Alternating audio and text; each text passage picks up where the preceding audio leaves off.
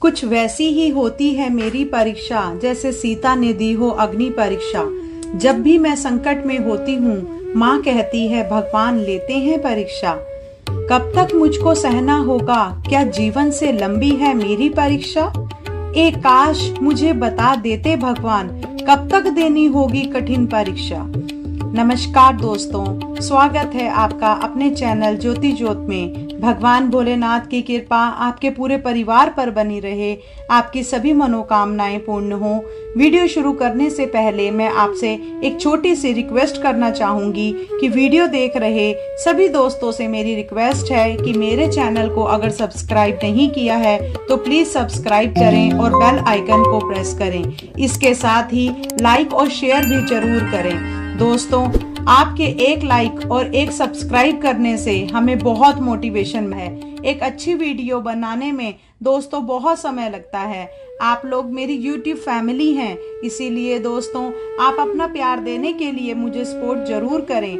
आपके सपोर्ट के बिना मेरा YouTube चैनल और मैं कुछ भी नहीं।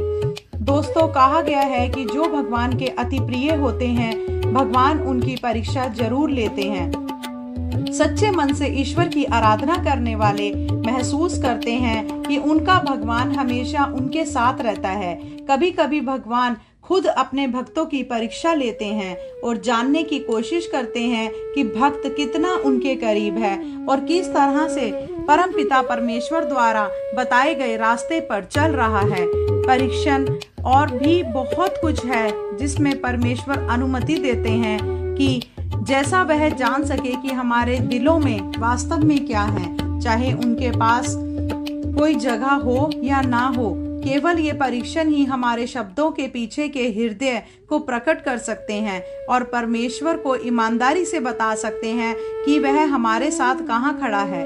परीक्षा हमेशा वही लेते हैं जो परीक्षार्थी को पूर्णतः नहीं जानते हैं। जो पूर्णतः जानते हैं उन्हें परीक्षा की जरूरत नहीं होती, और ईश्वर तो हमें सदा ही जानते रहे हैं और सदा ही हमारे साथ रहे हैं। उनसे किसी का कुछ भी छुपा नहीं है, इसीलिए ईश्वर को परीक्षा की आवश्यकता ही नहीं है। जब भी भक्त पर या किसी अन्य व्यक्ति पर कोई विपत्ति आती है तो वह अपने कर्मों का फल होता है, जिन्हें हम परीक्षा मान लेते हैं। आत्मा से परमात्मा का सीधा संबंध होता है। भक्त की भावना से भगवान प्रसन्न होते हैं। कृपा के सागर पर जब भगवान पर कृपा दृष्टि डालते हैं तो इससे पहले उसका सब कुछ हरण कर लेते हैं। कृपा तो करते हैं पर परीक्षा भी बहुत लेते हैं। इसमें भक्त को अपना धैर्य नहीं खोना चाहिए। वह मन को ही संभाल ले, वो ही काफी है, परंतु आंसुओं को नहीं रोक पाता। यही आंसू तो भक्त का परम धन्य है। आंसू ही पवित्र गंगा है। जब इस पवित्र गंगा जल में से भक्त का अहंकारी मन धुल कर पवित्र हो जाता है, तभी भगवान की कृपा उस पर बरसती है। अहंकार ही प्राणी को कर्तव्य विमूढ़ कर देता है, उसके सोचने की शक्ति समाप्त कर देता है। प्राणी माया से विवश होकर अपने आप को सब कुछ समझ लेता है। कश्यप नंदन ब्रह्मा जी से वर पाकर अपने आप को अमर समझ बैठे। तब ब्रह्मा जी ने कहा कि मैं स्वयं अमर नहीं हूँ, इसीलिए तुम्हें अमरता का वरदान कैसे दे सकता हूँ। अहंकार के कारण ही उसने भगवान के भक्त अपने बेटे को नाना प्रकार के कष्ट दिए। जिस पर प्रभु की कृपा होती है उसका कोई बाल भी बांका नहीं कर सकता। जब प्रभु ने अपने भक्त को कष्ट में देखा तो नरसिंह भगवान बनकर आए और प्रहलाद की रक्षा की। वामन भगवान के चरित्र का वर्णन करते हुए कहा गया है कि राजा बलि ने भगवान श्री वामन देव का यशशाला में बहुत सत्कार किया और संकल्प के अनुसार 3 पग पृथ्वी दान की। वामन भगवान ने प्रसन्न होकर मनचाहा वरदान के रूप में अपने आप को भक्त की सेवा में सौंप दिया। भक्त को सुतुल लोक का राज सिंहासन देकर स्वयं वहां के चौकीदार हुए। सच यही है, भगवान तो भाव के भूखे होते हैं। समुद्र मंथन प्रसंग को लेकर कहा गया है कि यह नाशवान शरीर समुद्र के समान है और मन उस समुद्र का जल है। जब विवेक रूपी मंथनी से ज्ञान रूपी वासुकी नाग के द्वारा मंथन किया जाता है तभी मानव जीवन का कल्याण होता है। प्रत्येक प्राणी को विवेक की आवश्यकता होती है। विवेक और बुद्धि द्वारा ही प्राणी गृहस्थ जीवन सुखी और आनंदमय बना सकता है। ईश्वर आराधना से ही दुखों का मोक्ष संभव है। एक प्रेरक प्रसंग के जरिए मैं आपको एक ऐसी कहानी सुनाना चाहती हूँ। एक समय मोची का काम करने वाले व्यक्ति को रात में भगवान ने सपना दिया और सपने में आकर कहा कि कल सुबह मैं तुझसे मिलने तेरी दुकान पर आऊंगा। मोची की दुकान काफी छोटी थी और उसकी आमदनी भी काफी सीमित थी। खाना खाने के बर्तन भी थोड़े से थे। इसके बावजूद वो अपनी जिंदगी में खुश रहता था। एक सच्चा, ईमानदार और परोपकार करने वाला इंसान था। इसीलिए ईश्वर ने उसकी परीक्षा लेने का निर्णय लिया। मोची ने सुबह उठते ही तैयारी शुरू कर दी। भगवान को चाय पिलाने के लिए दूध, चाय पत्ती और नाश्ते के लिए मिठाई ले आया। दुकान को साफ कर वह भगवान का इंतजार करने लगा। उस दिन सुबह से भारी बारिश हो रही थी। थोड़ी देर में उसने देखा कि एक सफाई करने वाली बारिश के पानी में भीगकर ठिठुर रही है।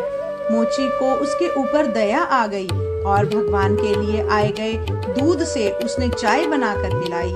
दिन गुजरने लगा। दोपहर 12 बजे एक महिला बच्चे को लेकर आई और कहा कि मेरा बच्चा भूखा है, इसीलिए पीने के लिए दूध चाहिए। मोची ने सारा दूध उस बच्चे को पीने के लिए दे दिया। इस तरह से शाम के 4 बज गए। मोची दिन भर बड़ी बेसब्री से भगवान का इंतजार करता रहा।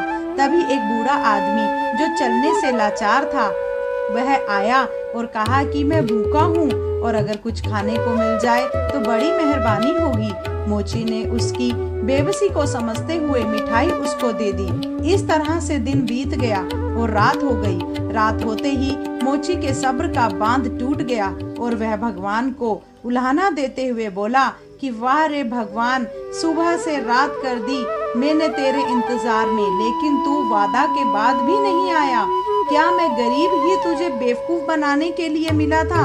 भगवान मुस्कुराए और कहने लगे, मूर्ख, मैं तेरे पास एक नहीं 3 बार आया और तीनों बार तूने मुझे प्रसन्न किया। भगवान ने मोची की सच्ची भक्ति और समर्पण को देखकर उसकी परीक्षा उत्तीर्ण मान ली। भगवान ने मोची को आशीर्वाद दिया और उसकी भक्ति की सराहना की। इस कहानी का मुख्य संदेश यही रहा कि सच्ची भक्ति और सेवा के लिए धन और भौतिक वस्त्रों की कोई आवश्यकता नहीं होती। भगवान को सच्चे दिल से की गई सेवा और भक्ति अधिक प्रिय होती है। मोची की साधारण वस्त्र और सेवा ने उसकी सच्ची भक्ति को दर्शाया और भगवान ने उसकी परीक्षा में उसे उत्तीर्ण माना। इस प्रकार यह बात सिखाती है हमें कि सच्ची भक्ति और ईमानदारी सबसे महत्वपूर्ण है और भगवान उनकी सराहना करते हैं, ना कि वह उन भक्तों की परीक्षा लेते हैं। धन्यवाद।